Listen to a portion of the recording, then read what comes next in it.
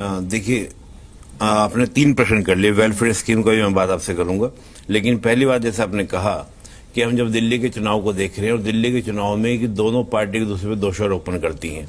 देखिए, इसमें यह देखना होगा कि दिल्ली में सेंटर के पास में क्या क्या काम है।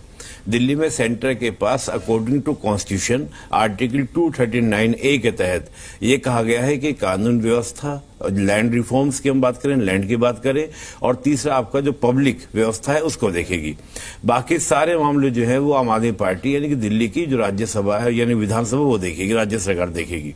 अब दिल्ली में क्या है कि जैसा आपका यमुना प्रदूषण का मुद्दा है, ये मामला किसको देखना था? जाहिर सी बात दिल्ली की सरकार को देखना था। एयर पोल्यूशन का मैटर किसको देखना था? दिल्ली की सरकार को देखना था। आपके बहुत सारे मुद्दे, सड़कों का रख रखाव किसको देखना था? दिल्ली की सरकार को देखना था। हमने वो तस्वीरें देखी कि जब दिल्ली में बरसात के दिनों में झीलें बनी और जैसी बरसात खत्म हुई झीलें समाप्त हो गई। हमने वो तस्वीरें देखी कि जब दिल्ली को पानी की जरूरत थी तो लोग टैंकर के पीछे भाग रहे थे। वो तस्वीरें हमें याद है, कई बार मैं इस चैनल आपके साथ चैनल बैठकर हमने इस पर भी बहुत डिबेट की है।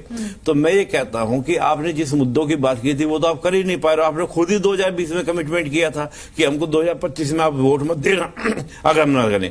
देखिए, मामला क्या है कि आरोप प्रत्यारोप से बचकर कि हम एक दूसरे पर टाल दें। आपके जो संवैधानिक आपके जो कर्तव्य थे, जो संवैधानिक आपको कार्य देने दिए गए थे, आप दे नहीं पाए। अब दूसरी बात जो आपने फिर कहा, वेलफेयर वाली बात करते हैं। देखिए, वेलफेयर के बारे में ये कहा जाता है कि जो बेसिक नीड्स हैं जैसे रोटी, कपड़ा और मकान, ये तो दिया जाना चाहिए।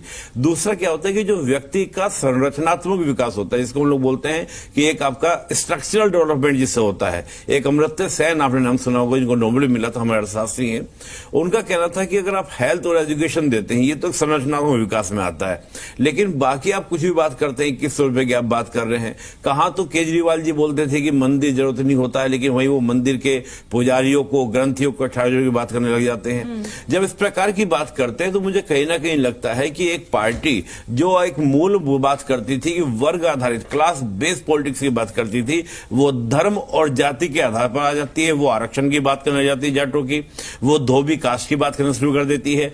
बात ये नहीं कि करना गलत है, लेकिन होता क्या है कि इस चुनाव में कहीं ना कहीं एक एज ए पॉलिटिकल एनालिस्ट मैं आपको कहूं तो मैं ये देखता हूं कि नेताओं के जो बयान होते हैं, नेताओं का जो कॉन्फिडेंस होता है, ये बहुत कुछ क्या करता है, बयां करता है।